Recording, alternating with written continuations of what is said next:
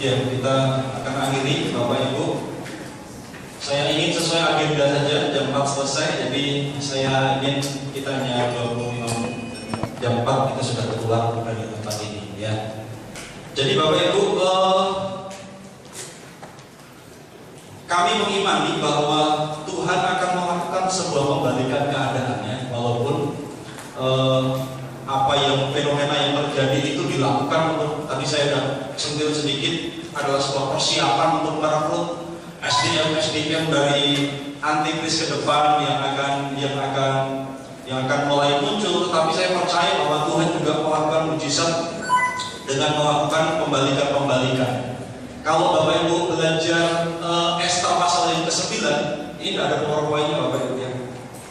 Belajar Ester pasal yang ke-9, di sana terjadi pembalikan. Orang Yahudi yang disetting ingin dihancurkan, orang Yahudi yang ingin dimusnahkan, tiba-tiba Tuhan bikin orang Yahudi yang memusnahkan musuhnya, ya, yang memusnahkan musuhnya.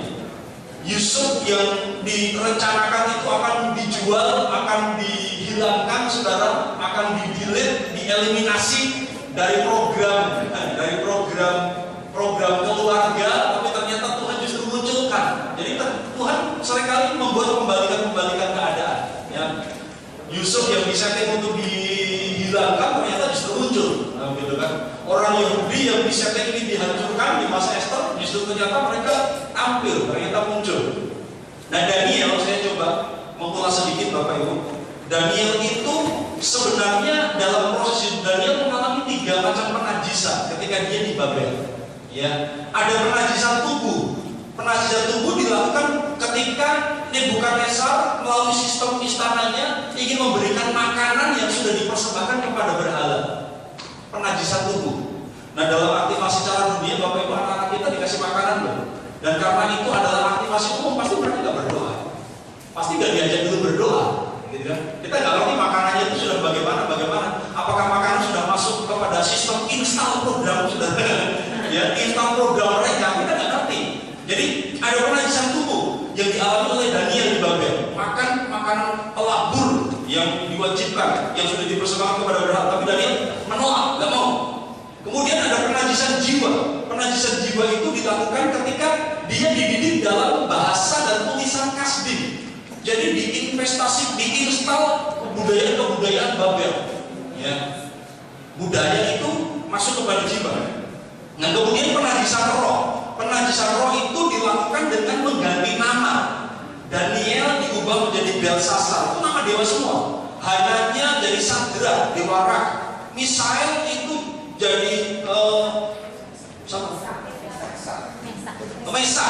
Ya, Misael jadi Mesa. Asaria jadi Abednego. Itu nama-nama dewa semua, saudara. Dan itu sebenarnya sebuah penajisan roh, ya.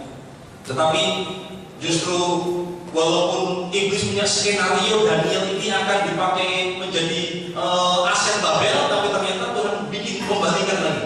Daniel justru menjadi aset kerajaan Allah. Dia berfungsi di sana dan dia menyampaikan pesan-pesan Tuhan walaupun mereka ada di Babel. Dan sekarang beberapa poin Bapak Ibu mengakhiri ini sebelum kita berdoa. Bagaimana melayani anak-anak yang sudah terlanjur jadi korban program pembodohan. Ini tidak ada di makalah, jadi kalau Bapak Ibu perlu nanti bisa diusulkan kepada Bu Kris untuk diperbanyak ya, waktu ngambil CD. Kalau itu mungkin bisa diberikan ini beberapa poinnya supaya bisa jadi panduan, acuan. Yang pertama, miliki PowerPoint, makalah. Bapak Ibu sudah dapat semua, PowerPoint dan makalah. Pelajari itu. Tadi ada pertanyaan Bu Kris, kalau kami ini hanya punya waktu singkat untuk menjelaskan kepada orang tua, dari 13 sesi itu mana yang harus diterangkan? Wah, saya bingung juga jawabnya. Kalau punya waktu sejenak, misalnya setengah jam kita bisa ngobrol sama orang tua, yang mana dari 13 sesi ini? Tapi saya renungkan tadi di belakang, ya memang setiap sesi itu berkesinambungan ya, ada sejenak. Tapi menurut saya kalau setengah jam, jadi rangkai semua, dirangkai sedikit-sedikit. Sesuai dengan nikmat Tuhan begitu ya. Itu kalau mendesak. Tetapi kalau misalnya ada janji dengan orang tua, kita bisa pelajari dulu PowerPoint dan makalahnya, itu lebih baik. Jadi Bapak Ibu jangan ditutup di rumah, PowerPoint-nya dibuka lagi, dipelajari lagi, dibaca lagi untuk jadi bekal kita. Ya, kami berharap Bapak Ibu jadi pembicara. Ya, selesai seminar ini Jadi Ibu Grace memberikan izin untuk Bapak Ibu membuat seminar masing-masing.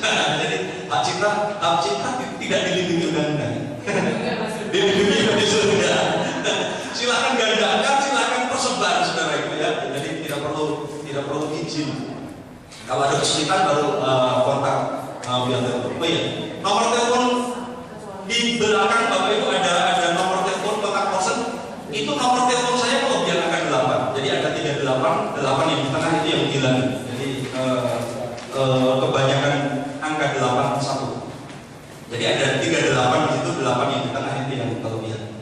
Oke, jadi miliki PowerPoint dan makalah. Kemudian yang kedua, PowerPoint dan makalah itu melalui itu jelaskan kepada orang tua. Memang Bapak Ibu, kita akan lebih mudah melayani kalau si orang tua terbuka. Tetapi kalau orang tuanya tertutup, ya kita jangan paksa. Mungkin dengan bahasa-bahasa yang bijak kita bisa sampaikan bahwa apa yang sudah anak-anakmu ikuti itu salah loh. Kamu sudah salah loh. Nah, kemudian kalau dia reaksinya negatif ya kita nggak bisa paksa. Jangan paksa, saudara. Jangan taruh semangat habis seminar ini kamu besok minggu kita kumpulkan orang-orang tua murid yang pernah ikut kumpul semua. Saya baru tahu ternyata semua kalian sudah biasa sekarang masuk bubar gerejanya. Jangan terlalu semangat lalu kurang hikmat seperti itu.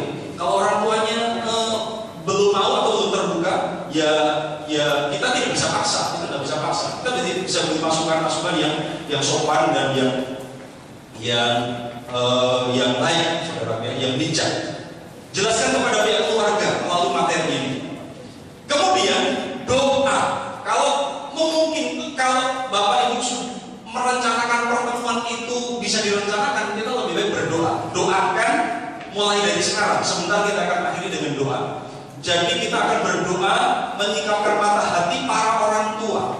Ya, kita berdoa supaya orang tua ini terbuka. Ketika kita sampaikan salah loh, ternyata mereka terbuka. Ya, dan kami mendapatkan respon yang luar biasa di kota ini. Dari beberapa kota yang diadakan seminar ini jumlah yang paling sedikit, tetapi saya merasakan respon yang paling luar biasa. Di kota ini yang luar biasa. Dipulihkan dan diberkati Tuhan. Ya, Tuhan. Ini respon yang paling luar biasa. Jadi walaupun paling sedikit, tapi justru kan luar biasa. Kemudian setelah dijelaskan Bapak Ibu kepada orang tua didoakan, setelah itu kita jelaskan konseling mereka. Jadi cari tahu motif mereka itu apa mengikutkan anaknya. Motifnya apa? Jadi saya berharap kita jangan pernah menghakimi orang yang sudah mengikutkan anaknya. Jangan dihakimi, sebab ada beberapa motivasi. Kadang-kadang mereka ikut juga karena mereka nggak tahu. Ada banyak gereja yang belum berani bersikap karena orang mau jenius juga boleh loh. Jadi mereka hanya ngerti ini orang jenius. Kalau jenius oke, kita dukung. Tapi mereka tidak mengerti aktivasi untuk membuat jenius itu seperti apa. Begitu ya. Jadi kadang-kadang orang ikutkan atau kita tidak kontra itu karena ini program pembelajaran, program untuk membuat anak-anak jenius. Nah, mereka tidak tahu aktivasinya, ini persoalannya. Jadi konseling orang tua, cari motivasi mereka, motivasi apa mereka mengikutkan anaknya di program tersebut. Ada beberapa kemungkinan. Yang pertama, karena ikut-ikutan, saudara.